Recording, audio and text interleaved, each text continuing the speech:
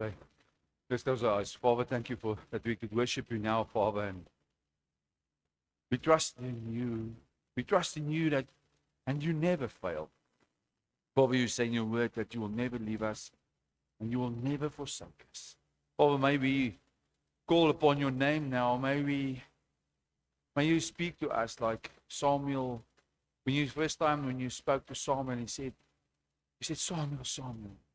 And here he said, the high priest said, just answer, here I am, Lord. Speak, your servant is listening. Father, now we want to answer like Samuel answered and say, speak, Father Yahweh. Your servants, your children is listening. Thank you. Amen. All right, so we're busy with the 12 tribes of Israel. So Israel's name, you remember, Jacob. Jacob had 12 sons and one daughter, Dinah.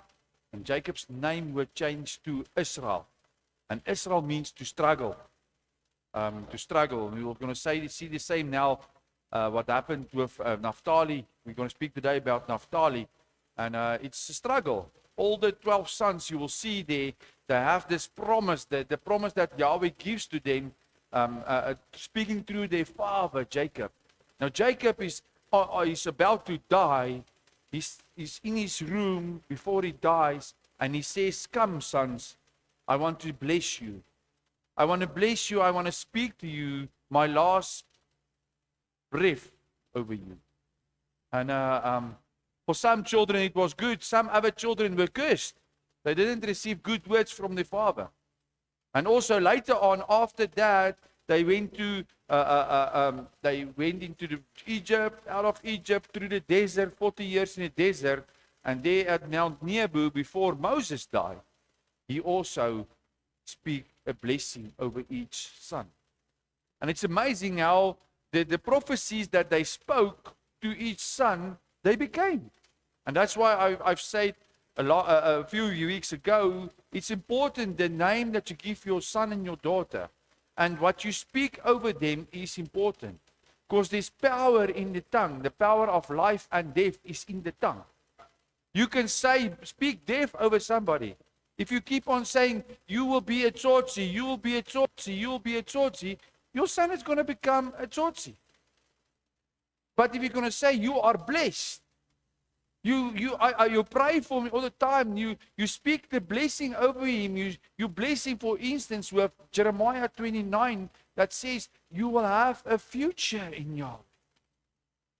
Then it changes everything, because it's what the father or the mother speaks, it is important.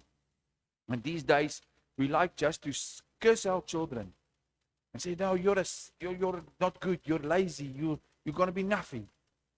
That's important to speak good words. All right, so let's go a little bit back to each son, because I just want to quickly, for those who weren't here, just to explain the sons, because we can learn something out of them. And you remember, Israel, it's the picture of the bride. Isaiah 54, it speaks about that. This is the bride. And the thing is Ezekiel 37 also speaks about the two houses that will come together, that will be the bride of Yahweh. All right? So there's a lot of verses. I'll give you the verses, because that's saying that it is the bride. And because Isaiah 54 says, Father Yahweh says, I am your maker. I am your husband. All right? So he's the husband. We are the bride. We are his bride. And he chose, he says in Deuteronomy 10, he says, I've chose you, Israel. I've chose you to be the set-apart nation for me. You and also the strangers that came out of Egypt, I chose you.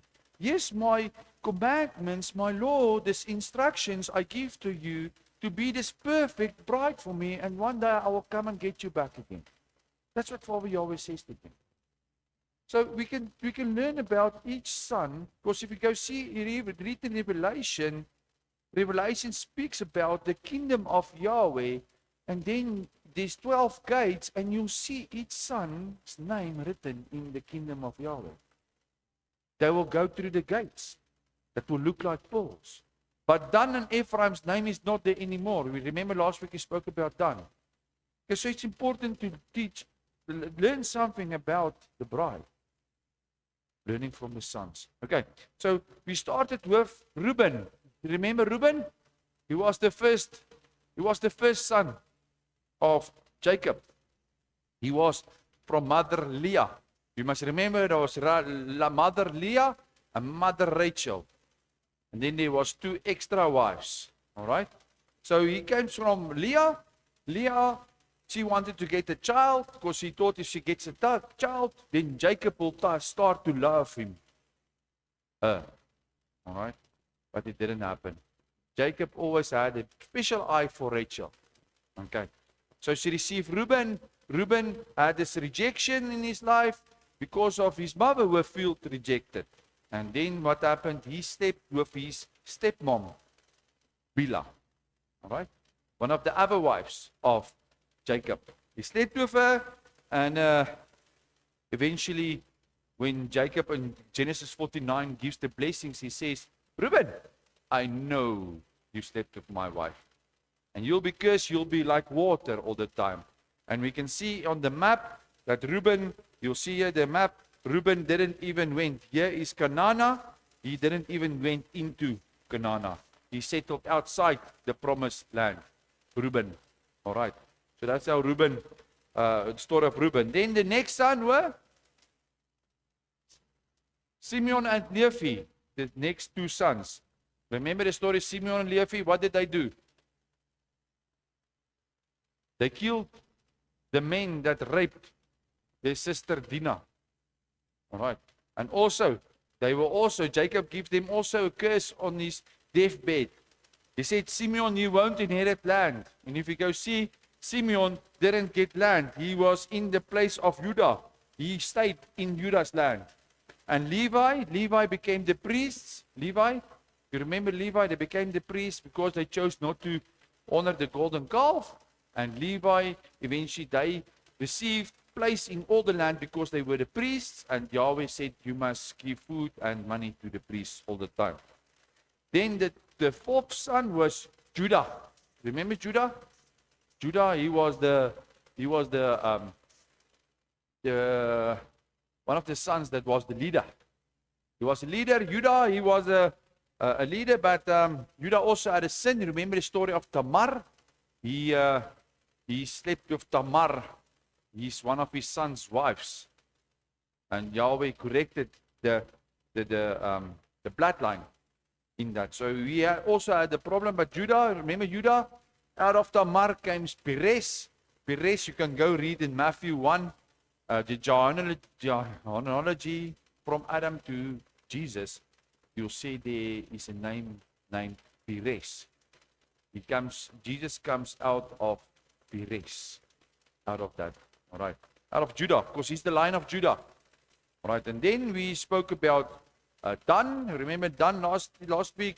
Dan, they were, you can see there's Dan on the left-hand side, next to Ephraim, the purple one.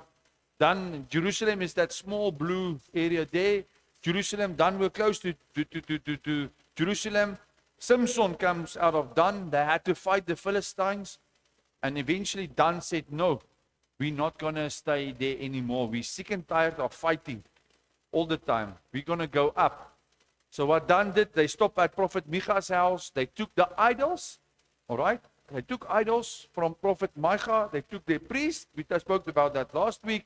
And then they went up. You can see on this one, there on the top, Naphtali. You see there on the top. On the top, there's Naphtali. All right? They settled in the land of Naphtali. Now, Dan were also the son from Bilhah. Bilhah, you remember the wife that Reuben slept with? Bilhah and Dan. Naphtali and Dan were the brothers. They were brothers. That's why Dan went to Naphtali. The same mother, but different fathers. You understand that? Okay. So today I want to speak about Naphtali. Naphtali. Naphtali is there on the top, but you can see there's a small place. I don't know if still do you have maps? There's a small blue piece there. That is named the Sea of Galilee. The Sea of Galilee. Who were there close to the Sea of Galilee? The disciples. Jesus, he walked on the water on the Sea of Galilee. You remember that story? Yeah, Peter when he sank, it was there. The disciples, Jesus was there on the top. All right? Naphtali, there at Naphtali. There, you can see on the map, there's a small place, Dan. That's named Dan. It's almost on the top. Dan. All right? Dan settled there. All right? So let's read a little bit about Naphtali. Okay. There's a verse that speaks about the place where Naphtali lived. And you can open up Psalm 133. I like Psalm 133 because it's a beautiful psalm. Psalm 133. You can open there if you want to.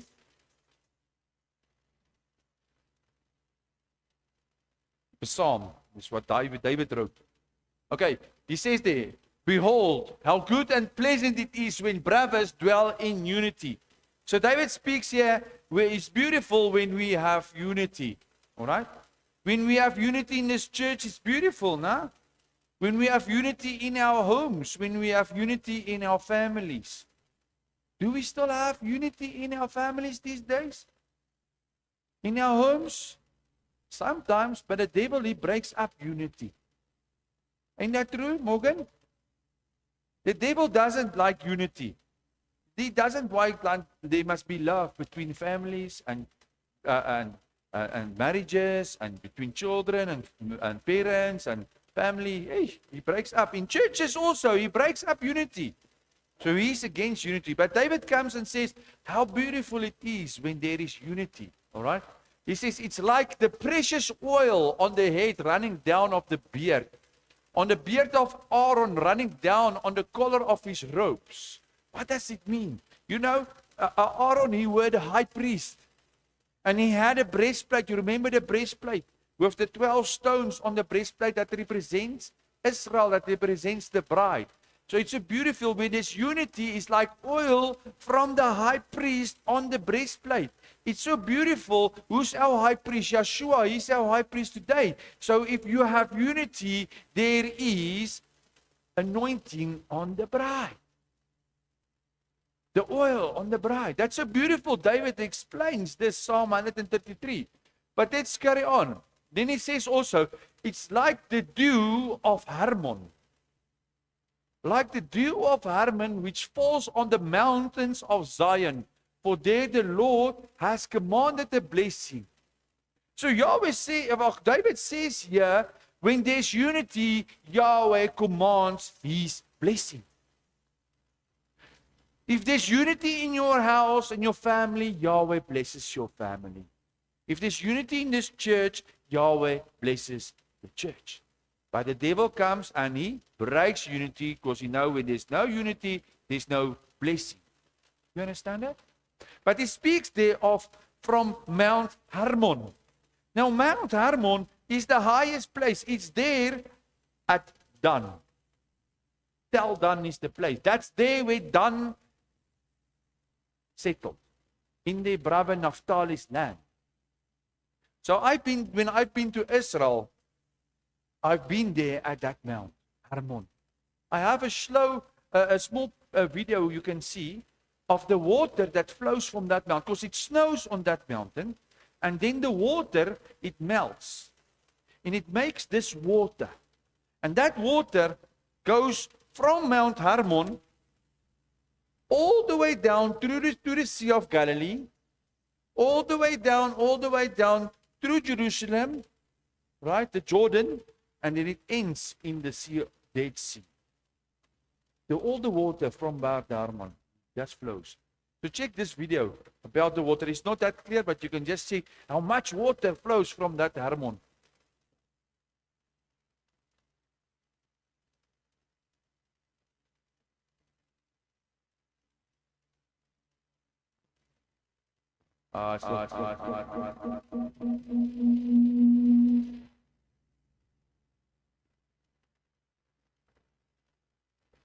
You can see that water.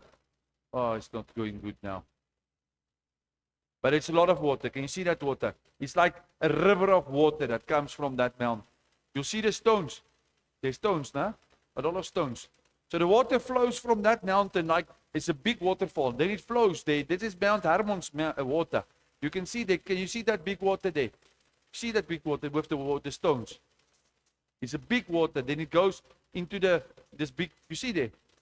It's big water that flows there this is from Mount Hermon. Yahweh blessed me so I could see the water there flowing. But can you see the stones between the water? And what happens? Yahweh showed me when I was there. Water flows all the time. But there's a stone. What happens when there's a stone in the water? The water splits. All right? The water splits. And then at the back of that stone, it comes back together again. And that's the same thing that the devil does. All the time. The water is so beautiful. The water flows. But he comes and places rocks in your water. He always comes and places a rock so the water will depart. It's your decision if you want to join again. If you want to join again with the other water. Or do you want to make your own stream? And that's the thing. That's what Dan did. Dan went and they were part of that water. Yahweh, the devil came and he placed a stone there. They chose, no, we're going to do another stream. We're going to go upwards and we're going to settle at another land. That's the thing. So David explains this water. It's so beautiful as the water flows down from Mount Hermon. All right, so that is the place where Naphtali lived. Right. But also, you know, when there's something beautiful, it was also a very bad place. There at Mount Hermon, where Dan stayed at, there was one guy named Nimrod. Have you ever heard about Nimrod? He was a big Babylonian guy geweest. He was a bad king. He was the biggest pagan guy of all the pagan people. Was Nimrod. He stayed there. Nimrod stayed there. You remember that idols that Dan took at Micha's house and the priest? This area became the biggest pagan land of all. This whole area here. And that's why Yeshua said, I didn't come for the Jews that were staying here, but I came for the house of Israel that stayed here. Because Yahweh says, he says that in Ezekiel, Ezekiel 36, he says that I will sift you among the nations. So Yahweh sifted Israel among the heathens. And they became pagan. That's why what happened, Jesus died, he resurrected, and the disciples went to all these people. You remember Sea of Galilee? They went here to say to people, listen, Jesus died so your sins can be forgiven so you can come back again. You understand that? But this whole area, just one tribe done with idols caused this whole area to be a pagan land. But the thing is, Naphtali, you see, it was Naphtali's place. Dan was staying in their land. The question is, did Naphtali say, okay, but Dan, you're a bad guy, we're going to choose also to be bad? Or did Naphtali choose the light? Did Naphtali choose to do the right way? We can read. We can read there in Genesis. You can open Genesis 49, verse 21. Let's read about the prophecy that Jacob gives to Naphtali.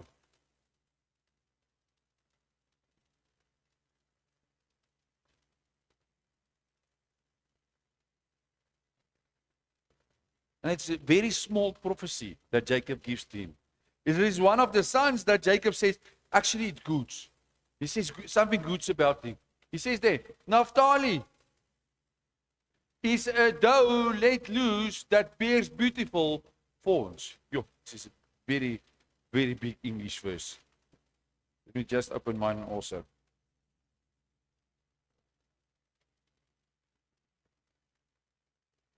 Genesis 49.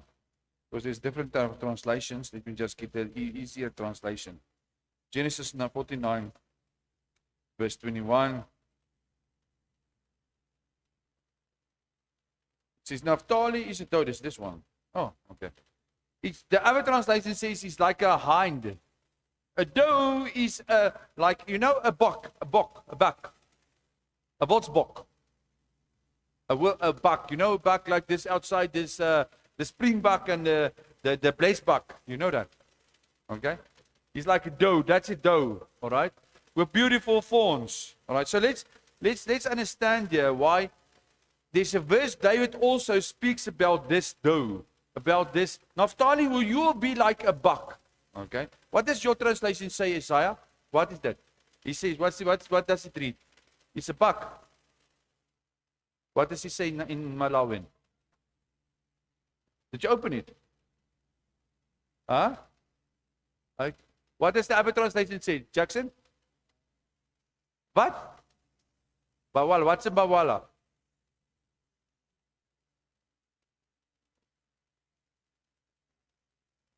It's a buck. All right. So it's like a buck. You know, a buck is a springbok or a kudu. You know that? The wild animals in the field. Right. So Jacob explains his son. His son is like that one. He's like a the Afrikaans is it's a wildsbok. All right. You know a buck outside. You can't if you just see him he runs.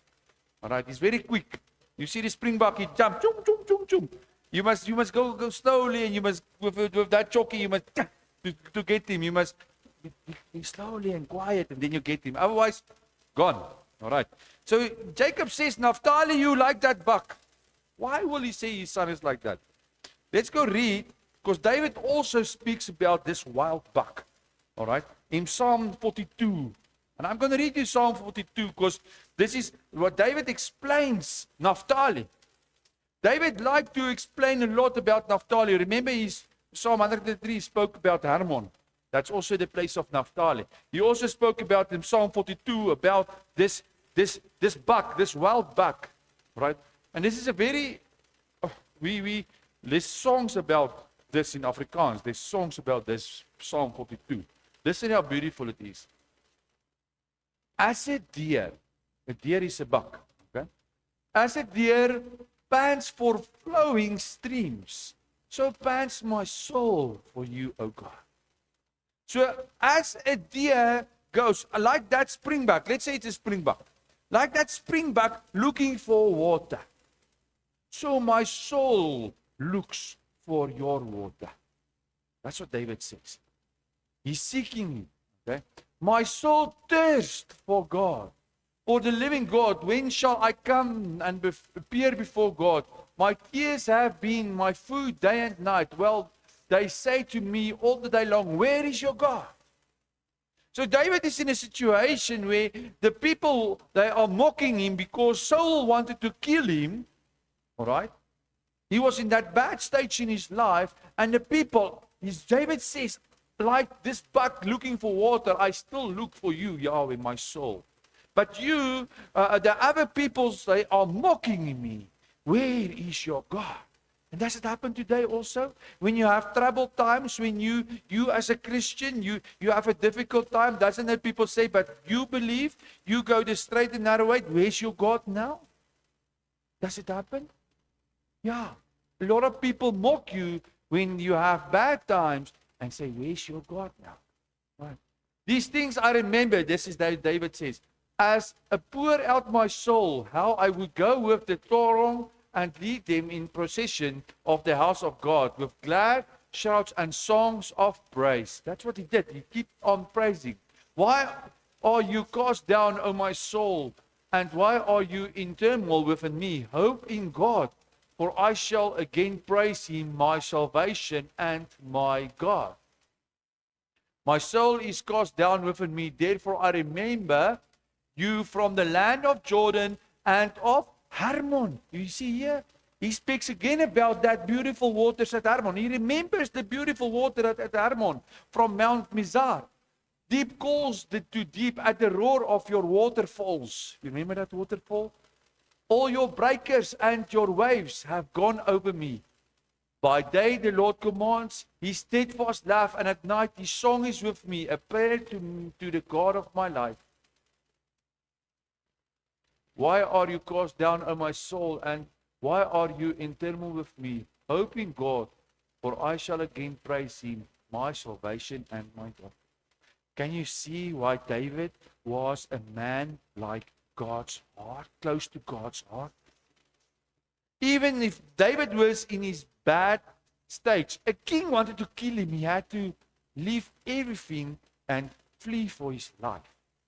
Can you see what David longed for that water, that thirst for that water. And Jesus, like he said, you remember that story of Jesus when he stand along the path of Shalom. He says, those who seek water, I am the living water. Your soul must thirst for the living water in your bad times. Okay. Even if it's so difficult. David, he and eventually he became king. He was in a bad stage, but he didn't leave God. All right. So Naphtali, they were like this buck. Now, have you ever seen this footsteps, right, of a buck? It's very quickly. A buck, it springs. I did tell a buck, it goes like this, it springs. Even a kudu, you know a kudu? He jumps over a fence. Okay? That big buck. He's having quick feet. Okay? So they eventually Naphtali became, because they chose not to follow the ways of the heathen of Dan. Because remember their brother Dan, he was very bad, he did idol stuff. Naphtali, he chose good. And if you go read about it, you can write it down. This Judges 4 and Judges 6 speaks about people that came out of the tribe of Naphtali. All right? It was the name Barak and Deborah. Have you ever heard about Deborah and Barak? Go write down Judges 4 and Judges 6. All right? About Barak and Deborah. They came out of the tribe Naphtali. So I'm just going to tell you the story because we can't read it now because it's too much. Okay? Just to explain. There were one day a fight against the Canaanites. All right? And they came with 900. You can go and read the story at your house. 900. The enemy came with 900 wagons, horses with wagons. Okay? Now, in that days when you had to fight, if you fight the war, okay, against your enemy, there weren't guns and that stuff. If your army had the horse and that wheels at the back, you know that car that goes at the back of the horse? You were strong. You were very strong. So Deborah and Barak fight against 900 of that wagons. It's almost like today, you know the cannon? That big cannons with the big things that shoot very far? All right? It's almost the same as today. You, with one knife, want to fight against 900 people with 900 cannons. You're not going to win that war. All right? And that was the same. The Barak and Deborah, they had this fight. Because they saw this 900 people with these horses. They were a big, strong army. But they believed in Yahweh. And if you go read the story, what Yahweh did, they started to fight. And he let it rain. And when it were raining, the cars were stuck in the mud. The car wheels, you know, it's the horse at the back is a cart with two wheels. All right? The rider goes on the cart. I don't know if you've ever seen that. No? It was like a cart at the back of a horse. But the cart became stuck in the mud. So the people fled and they killed them. Yahweh let it rain that day. So that's just stories of what Naphtali did. They were part of it. They were good fighters. They had this they were like a buck. They had this quick feet. Also, in Acts 6, you can go read about, Gideon. Gideon that put out the fleece. They helped Gideon. Also, Judah. They helped, 1 Chronicle 12 speaks about that. They helped Judah. Everywhere they helped. Naphtali were these good friends. If you, like a friend today, and they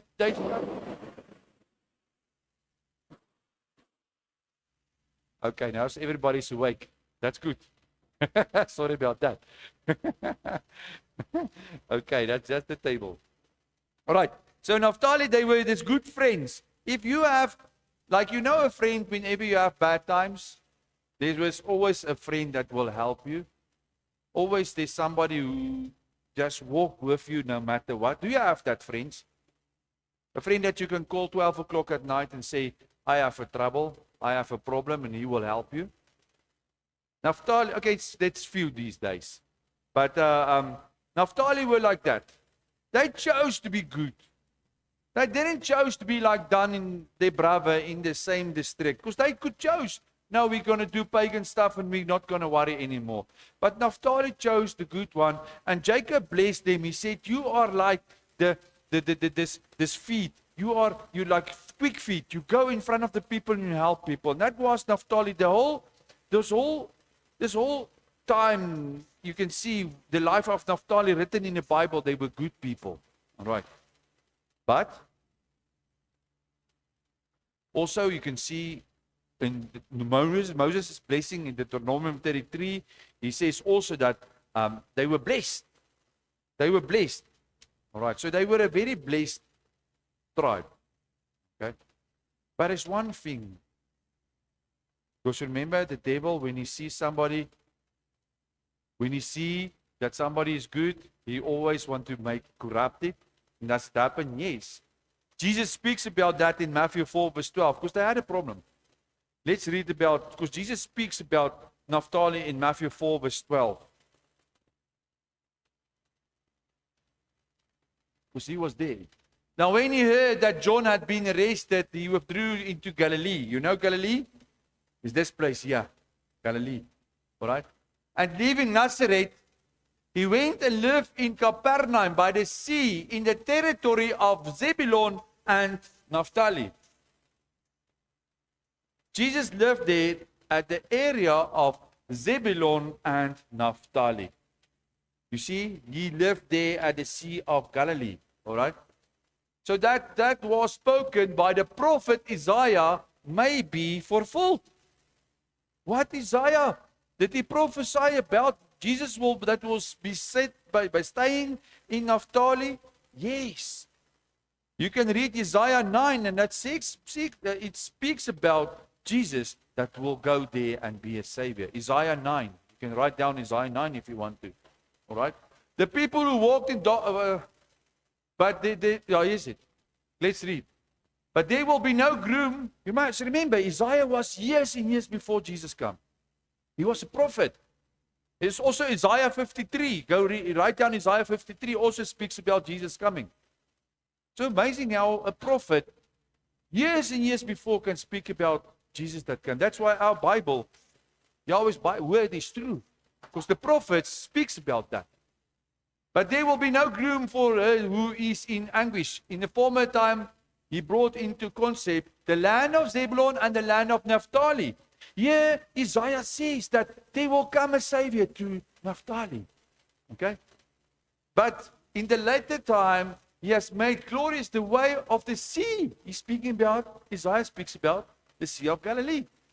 And the land beyond Jordan, Galilee of the nations. The people who walked in darkness have seen a great light. What happened? Did the people walk in darkness here? Yeah, because of Dan. Okay? So they walked in darkness, but they saw the light. Who's the light? Yeshua. He's the light. Okay? They should dwell in darkness, and them has light shore. Okay? Verse 3. You have multiplied the nations, you have increased its joy. You rejoice before you as with joy in a harvest. Verse 4. For the yoke of his burden and the staff of his shoulder, the rod of his oppressor, you have broken on the day of Midan. Listen to verse 6. For us, a child is born. To us, a son is given, and the government shall be upon his shoulder. Did it happen to Jesus? Yes, the government, the Romans wanted to kill him. All right? And his name shall be called Wonderful Counselor, Mighty God, Everlasting Father, Prince of Peace. Is that the names of Jesus? Yes. Of the increase of his government and the peace there will be no end. on the throne of David and over his kingdom, to establish it and uphold it with justice and with righteousness from the time forth and forevermore. The zeal of the Lord of hosts will do this. Can you see how amazing our Bible is? Yahweh says through a prophet Isaiah, 500 years before Jesus were born, he speaks that they will come to Naphtali at the sea, there will come a Savior, a Prince of Peace. A child will be born. Ain't that amazing? Huh? Already Yahweh knew that this area of Naphtali with Dan will be corrupted. And there will be a Savior sent. That's why Jesus says, I didn't come for the sheep, the Jews, but the lost sheep of Israel. And they stayed here. Israel, the Jews became here, and the Israel became here. And they were sifted. They didn't come back. That's why Jesus came. Can you see the picture? All right. But there's one thing that Naphtali did.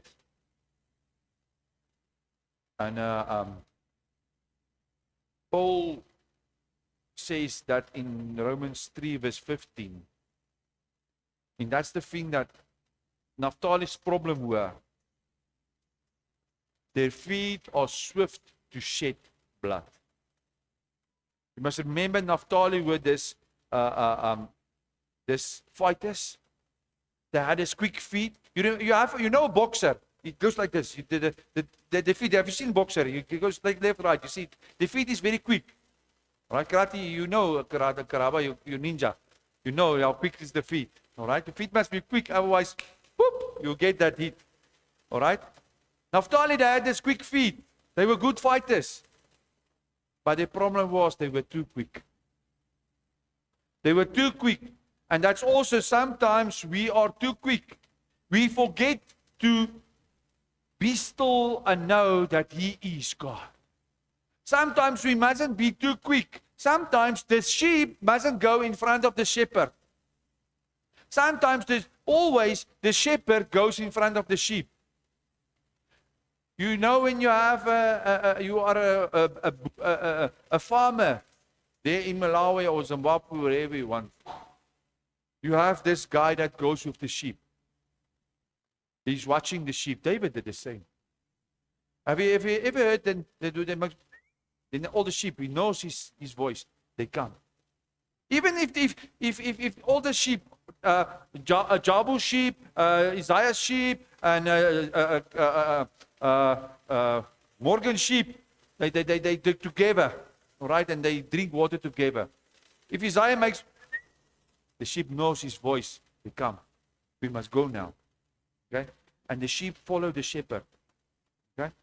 They follow the shepherd. The sheep doesn't go in front and say, come shepherd. No. The sheep follows the shepherd, and the sheep knows the shepherd's voice. And that's the same today. Is Yeshua, Jesus, is our shepherd. And we are the lost sheep. And we must know His voice when He calls us. We mustn't go in front of Him. He must lead us. Sometimes we are so quickly, we want to run in front of God. Make the plan. Quick feet. Make plan. And then you end up burning your hands. Because you didn't wait on Him. You didn't call upon His name. Close to Him, the word says, close to me and I will close to you. First, like Gideon.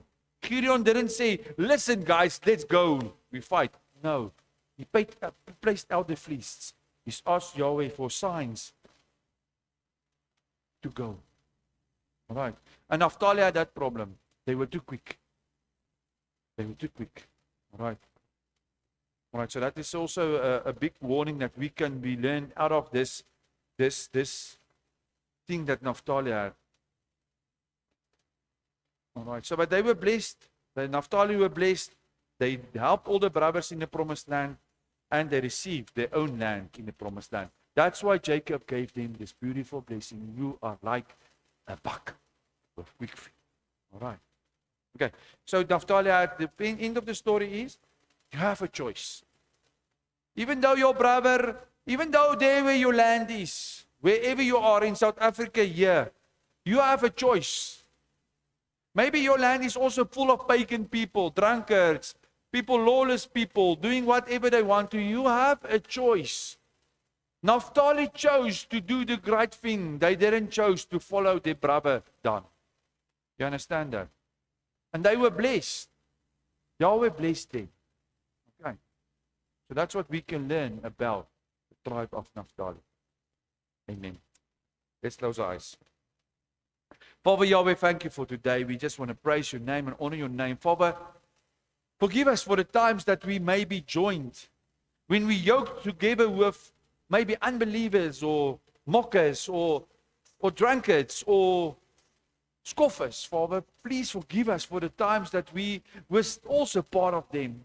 But thank you, Father, that you, by your grace and by your Son, Yeshua, that died for us, that we could give our hearts to him, our Lord and our Savior, and invited him into our hearts. And Father, that you changed our lives. Today we want to thank you that we have a choice to be either to be set apart or not. You say in 1 Peter that we must be holy because you are holy. And we know that holy means to be kadosh, and kadosh means to be set apart. Set apart for you, Father Yahweh. Of course, we are in this world, but not from this world, according to the Bible. Father, protect us in the way of that we don't join or we don't yoke together with the unbelievers. Thank you that you are our shepherd, Yeshua. You are our beautiful shepherd. You are the gate. And we are your sheep. And please help us so we can learn your voice. When you call us that we can go, and we will leave everything and we will go. But we will follow you because we are followers of Yeshua. Yeshua, you don't follow us, but we follow you because we love you. And you are the way, the truth, and the life to our Father Yahweh. Thank you, Father, for your spirit that is in our hearts now, that shows us your word and your ways, that we can honor you in spirit and in truth. Father, we thank you, Father, for your Son, Yeshua, that went for the lost sheep of Israel and to die for us, and we as the Gentiles, and to bring us back. Bring us back to the plan that you have for us from the beginning. That's the love, your blessings, what you have for us. Father, we just want to honor your name for that. Father, I pray that you will be with us this next week. I pray that you will guide us, Father. Thank you that you give us this blessing. You say in number 6 that yes, a blessing for you. And Father, we receive this blessing now because we are part of that. You say Moses and Aaron speak it out to Israel. And Galatians 3 verse 29 says, through me, Yeshua, you are part of the promises given to Abraham, Isaac, and Jacob. Thank you for that, Yeshua, that you made us part again. Brothers and sisters, receive this blessing that Father Yahweh wants to give you now. Yavrechecha Adonai vishmarecha, Ya'er Adonai panavlecha vichneka. Yesa Adonai panavlecha, Yasem lecha shalom. Father Yahweh says He will bless you. He says He will keep you safe. Just believe it. He says He will keep you safe. He says He will lift His face upon you. He will make it shine upon you. And He will give you peace. Receive this peace. Yahweh wants to bless you today. Wherever you go, between your family for this unity, between you and your wife for this unity, between you and your children for this unity. Because there where this unity, Yahweh blesses. Thank you for that, Father. We receive it now through the working of your Holy Spirit and by your Son, the Son of Yahweh, our King and our High Priest, Yeshua Mashiach's name. We receive it now. Thank you. Amen. Please like our video, subscribe to our channel, and share it to your friends.